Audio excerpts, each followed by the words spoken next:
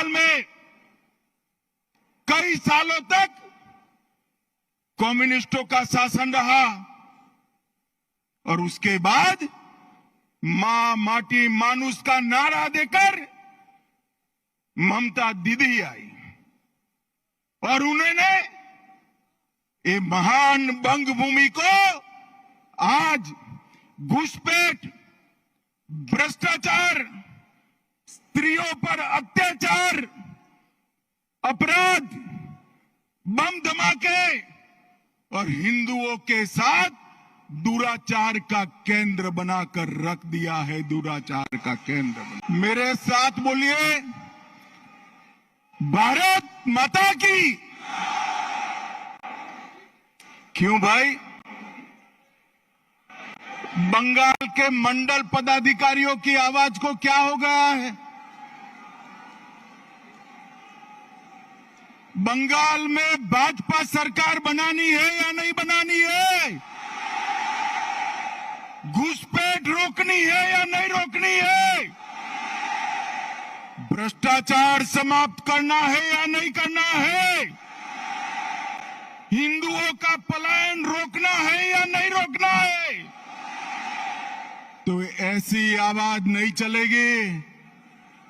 मेरे साथ दोनों हाथ उठाइए, दोनों हाथ उठाइए,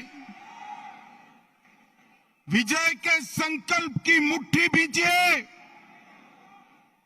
और प्रचंड आवाज से बोलिए, भारत माता की, भारत माता की जय श्री राम, जय जय श्री राम। मंच पर उपस्थित पश्चिम बंगाल भारतीय जनता पार्टी के सम्माननीय अध्यक्ष श्रीमान सुकांतो मजमूदार जी, मेरे मित्र और बंगाल विधानसभा में जिनके खड़े होते ही दीदी को डर लगता है, ऐसे हमारे विपक्ष के नेता शुभेंदु अधिकारी जी, हमारे राष्ट्रीय महासचिव श्री सुनील बंसल जी, हमारे प्रभारी मंगल पांडे जी, सह प्रभारी अमित मालविया जी, बैठे हुए सारे मंत्रीगण, विधायकगण, सांसदगण और बंगाल के कोने कोने से आए हुए मेरे प्यारे कार्यकर्ता भाइयों बहनों, आप सभी को मेरा नमस्कार, प्रणाम। सबसे पहले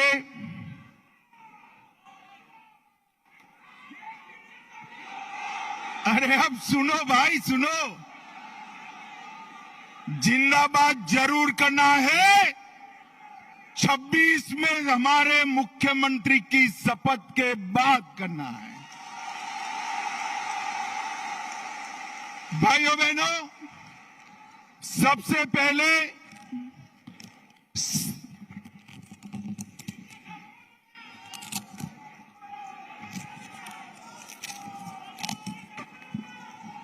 थोड़ा दूर है।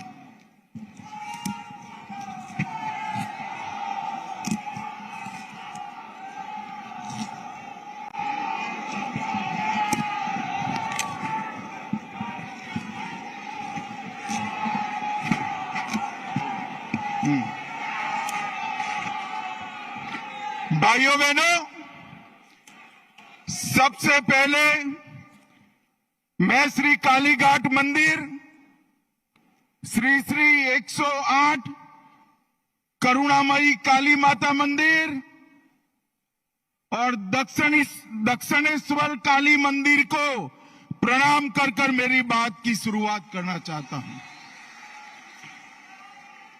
मैं जब ये बंगाल की वीर भूमि पर, संस्कार भूमि पर आया हूं, तब कवि गुरु टैगोर जी, स्वामी विवेकानंद जी, रामकृष्ण परमहंस जी, नेताजी सुभाष चंद्र बोस और हमारी पार्टी के स्थापक स्वर्गीय श्यामा प्रसाद मुखर्जी को प्रणाम कर कर मेरी बात की शुरुआत करता हूं। वंदे मातरम के रचयिता महान बंकिम चंद्र चट्टोपाध्याय की ये भूमि, जिस भूमि ने सालों तक पूरे भारत का मार्गदर्शन करने का काम किया, चाहे ज्ञान हो, विज्ञान हो, धर्म हो, स्वतंत्रता संग्राम हो, हर क्षेत्र में सालों तक बंगाल ने भारत का नेतृत्व करा। और वही बंगाल में कई सालों तक कम्युनिस्टों का शासन रहा और उसके बाद मां माटी मानुष का नारा देकर ममता दीदी आई और उन्होंने ये महान बंग भूमि को आज घुसपैठ, भ्रष्टाचार, स्त्रियों पर अत्याचार, अपराध, बम धमाके और हिंदुओं के साथ दुराचार का केंद्र बनाकर रख दिया है, दुराचार का केंद्र बना। भाइयों बहनों, यही बंगाल में चुनावी हिंसा सेशन के बाद, जब टीआर सेशन सीईसी बने उसके बाद पूरे देश में चुनावी हिंसा बंद हो गई। मगर ये बंगाल है जिसमें चुनाव के वक्त और दीदी को विजय मिलने के बाद सैकड़ों भारतीय जनता पार्टी के कार्यकर्ताओं को मौत के घाट उतार दिया जाता है। दीदी, कब तक बचाओगी उनको? मेरी बात सुन लो, आपका समय अब समाप्त हो गया है। 26 में भारतीय जनता पार्टी की सरकार बनने वाली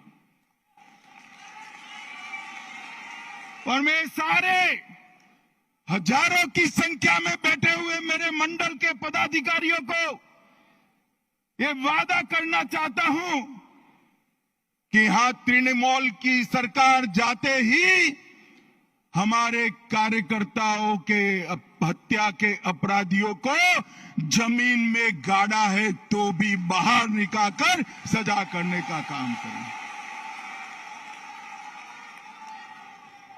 लोकतंत्र के अंदर हिंसा कभी शोभा नहीं देती है। दीदी, हिम्मत हो तो हिंसा के बगैर, रैगिंग के बगैर चुनाव कराकर देखो, आपकी खुद की जमानत ये बंगाल की जनता जब्त कर लेगी। और भाइयों बहनों, वोट बैंक की तुष्टीकरण ने वोट बैंक के लिए पतन की सीमा ये ममता बनर्जी ने पार कर दी। अभी कुछ दिन पहले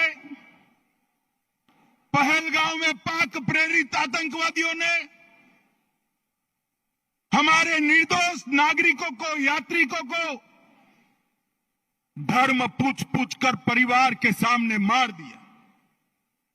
मुझे बताओ बंगाल वालों, वो पाक प्रेरित आतंकवादियों को सजा देनी चाहिए या नहीं देनी चाहिए? अरे जोर से बोलो, देनी चाहिए या नहीं देनी चाहिए? मोदी जी ने ऑपरेशन सिंदूर किया, ठीक किया या नहीं किया? भाइयों बहनों, हमने सर्जिकल स्ट्राइक करी, एयर स्ट्राइक करी और अब ऑपरेशन सिंदूर कर 100 किलोमीटर अंदर जाकर उनके हेडक्वार्टर को ध्वस्त कर दिया। सैकड़ों आतंकवादी मौत के घाट उतार दिए गए और दीदी के पेट में दर्द होता है। दीदी, इतना दर्द बंगाल का यात्री जब वहां मारे गए तब किया होता तो ठीक था। उस वक्त कुछ नहीं बोला और मोदी जी ऑपरेशन सिंदूर कर यहां आए तो एक घटिया सा राजनीतिक बयान देकर ऑपरेशन सिंदूर का विरोध किया। मैं आज ममता दीदी को कहने आया हूं, आपने ऑपरेशन सिंदूर का विरोध नहीं किया। आपने इस देश की करोड़ों माताओं बहनों की भावनाओं के साथ खिलवाड़ किया है, खिलवाड़ किया है। और मैं बंगाल की मातृशक्ति को भी अपील करने आया हूं, आने वाले चुनाव में ऑपरेशन सिंदूर पर सवाल उठाने वाली ममता जी को सिंदूर की कीमत बंगाल की माताएं बहनें जरा समझा दे, सिंदूर का अपमान करने का क्या मतलब होता है।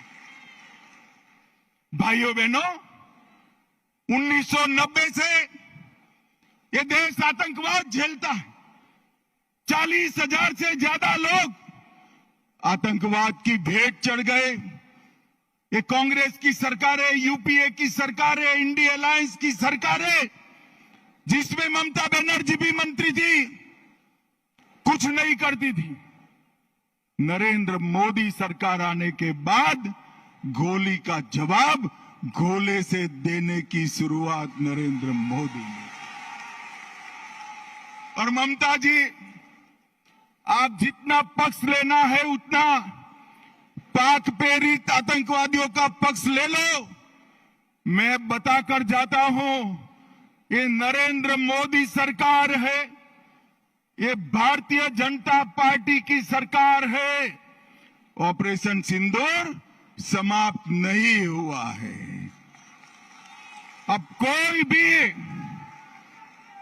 कोई भी हिमाकत करेगा तो उसको उतनी ही मजबूती के साथ जवाब देने का काम नरेंद्र मोदी जी करेंगे।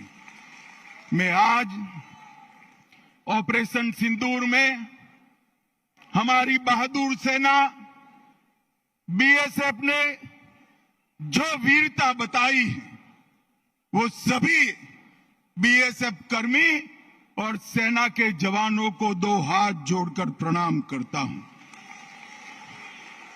भाइयों बहनों, मोदी जी के नेतृत्व में बंगाल के विकास के लिए मोदी जी ने ढेर सारा काम किया है, परंतु विकास के साथ साथ बंगाल की संस्कृति को भी मोदी जी नहीं भूले।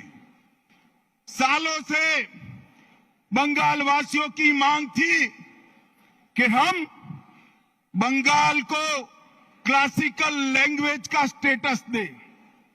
आज मैं ममता दीदी को पूछने आया हूं, 10 साल तक आप केंद्र में मंत्री थी या आपका समर्थन था, बंगाली भाषा को क्लासिकल लैंग्वेज का स्टेटस क्यों नहीं दिया?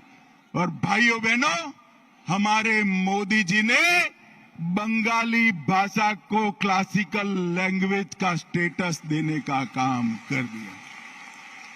और ये ममता जी है जिनको इसके लिए धन्यवाद करने का भी शिष्टाचार नहीं आता। भाइयों बहनों, आगामी चुनाव में यहां बैठे हुए सभी मंडल के पदाधिकारियों का मेरा विनती है कि बंगाल का चुनाव सिर्फ बंगाल का भविष्य नहीं तय करता है। बंगाल का चुनाव देश की सुरक्षा के साथ जुड़ा हुआ चुनाव है, क्योंकि ममता बनर्जी ने हमारे देश की सीमाओं को बांग्लादेशियों के लिए खुला कर दिया है। इनके आशीर्वाद से घुसपैठ हो रही है। मुझे बताओ मित्रों, घुसपैठ रोकनी चाहिए या नहीं रोकनी चाहिए? जोर से बोलो, रोकनी चाहिए या नहीं रोकनी चाहिए? क्या दीदी रोक सकती है? जोर से बोलो, रोक सकती है? ये भाईपो रोक सकते हैं क्या? घुसपैठ केवल और केवल कमल फूल की सरकार रोक सकती है। तृणमूल के सांसद मुझे संसद में पूछ रहे थे कि बीएसएफ क्या कर रही है। अरे ममता दीदी, हमने आपसे भूमि मांगी है, पूरी भूमि दे दो, बाढ़ को समाप्त हो जाने दो, एक परिंदा भी पैर नहीं मार पाएगा, परिंदा भी पैर नहीं। आप जानबूझकर बॉर्डर पर भूमि नहीं देते हो क्योंकि घुसपैठ चलती रहे, आपकी वोट बैंक बढ़ती रहे और आपके बाद आपका भतीजा भी मुख्यमंत्री बनता रहे। भाइयों बहनों, ये होने वाला नहीं। ममता दीदी को मैं भारतीय जनता पार्टी का ग्राफ बताने आया हूं।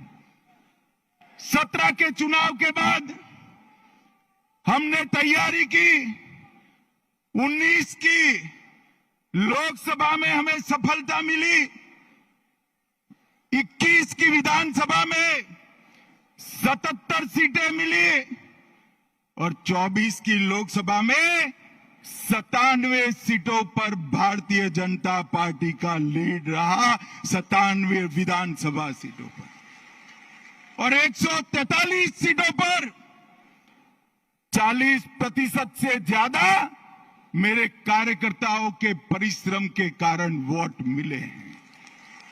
मैं आज ये नरेंद्र मोदी की सेना जो मेरे सामने बैठी है, भारतीय जनता पार्टी का कार्यकर्ता बैठा है, उसको मैं बताने आया हूं कि थोड़ा फासला बाकी है। आप 40% तो क्रॉस कर गए हो, 4-5% आगे बढ़ना है, 4-5। और अगले चुनाव में हमारी सरकार बनने जा रही।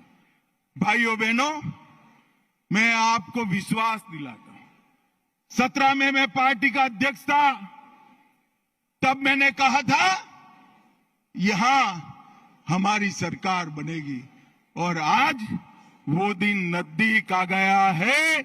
26 तक दिन रात एक कर हर एक बंगाल के मतदाता के पास जाइए और नरेंद्र मोदी का और भारतीय जनता पार्टी का संदेश लेकर जाइए। पूरा देश चाहता है कि यहां देशभक्तों की सरकार बने, तुष्टीकरण वालों की सरकार न बने। ये ममता दीदी ने सोनार बांग्ला का स्वप्न तहस नहस कर दिया।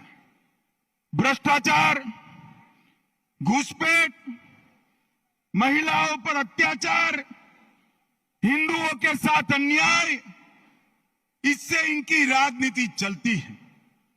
भाइयों बहनों, ये ममता दीदी ने, इनके शासन में एसएससी भर्ती घोटाला हुआ, पशु तस्करी घोटाला हुआ, डियर लॉटरी का घोटाला हुआ, कोयला घोटाला हुआ, मनरेगा घोटाला हुआ, प्रधानमंत्री आवास में घोटाला हुआ, राशन घोटाला हुआ, मिड डे मील में घोटाला हुआ, केंद्र के फंड हड़प कर लिए गए, नगर पालिका भर्ती घोटाला हुआ, गोरखालैंड टेरिटोरियल एडमिनिस्ट्रेशन का घोटाला हुआ, गाय की तस्करी का घोटाला हुआ।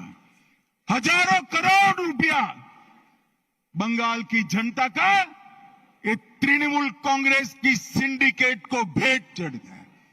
मैं आज सभी कार्यकर्ताओं को पूछने आया हूं, ये पैसा सिंडिकेट का है या बंगाल की गरीब जनता का है? मुझे बताइए, ये सिंडिकेट का है क्या?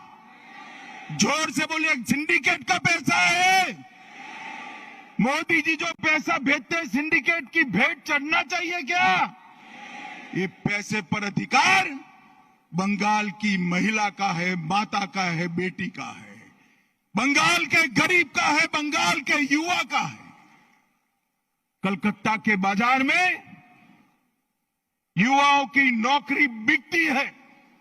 इनके घर से इतना पैसा पकड़ा जाता है कि गिनने में 27 मशीन थक जाते हैं, मगर पैसा खत्म नहीं होता है।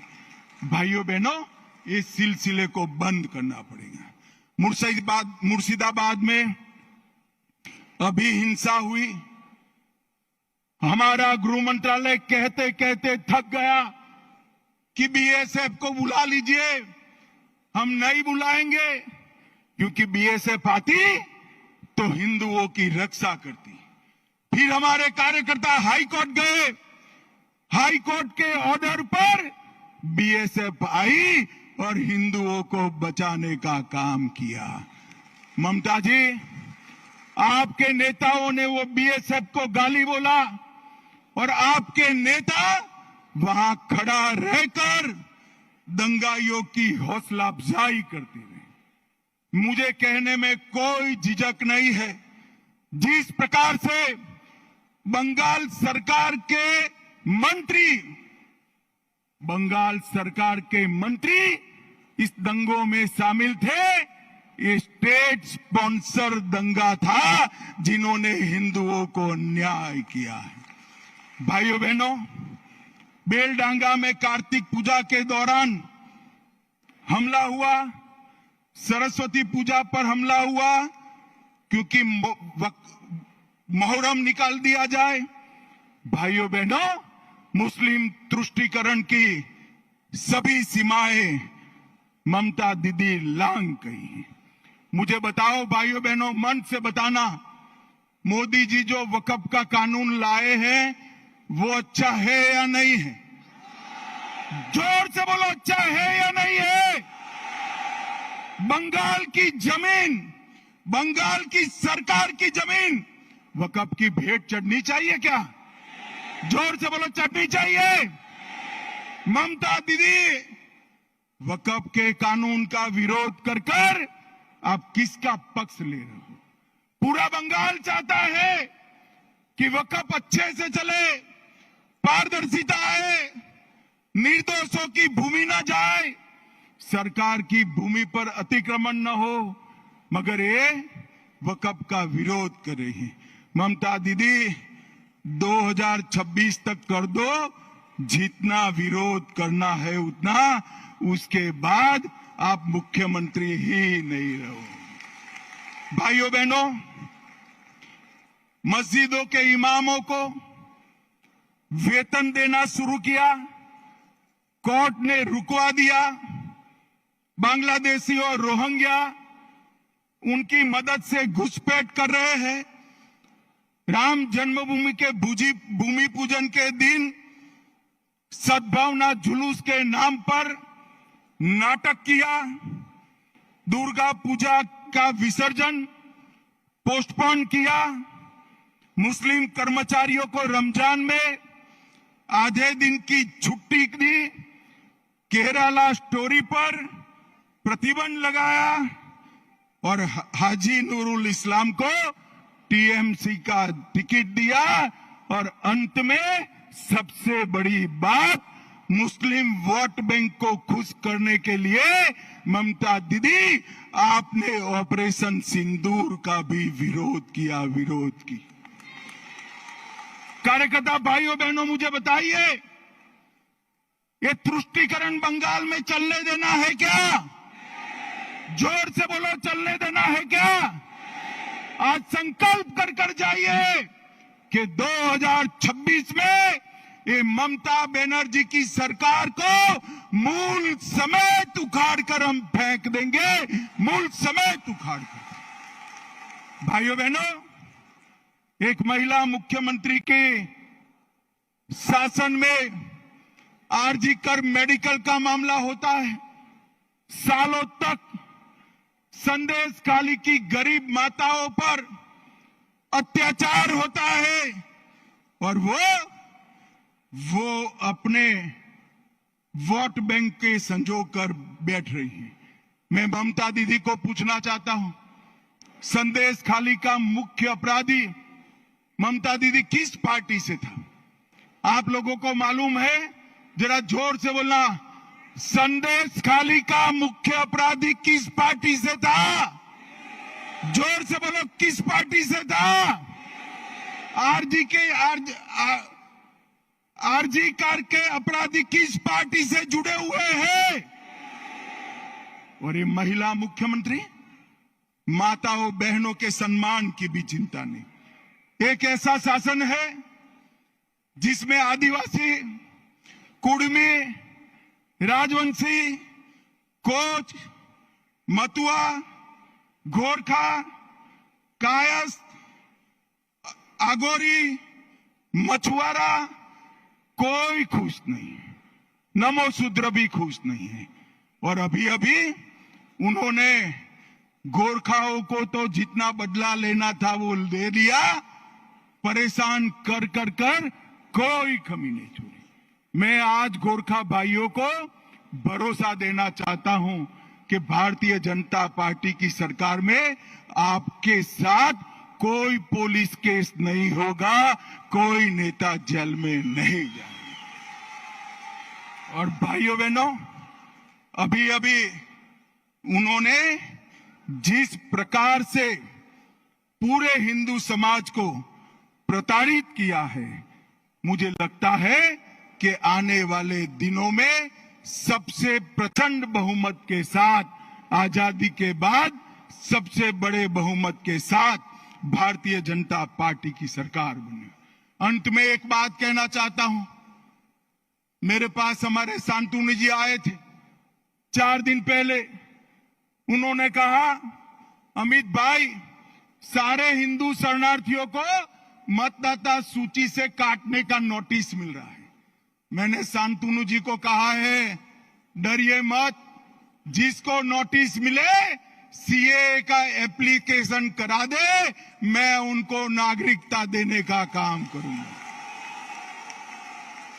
ममता की नोटिस से किसी को डरने की जरूरत नहीं है।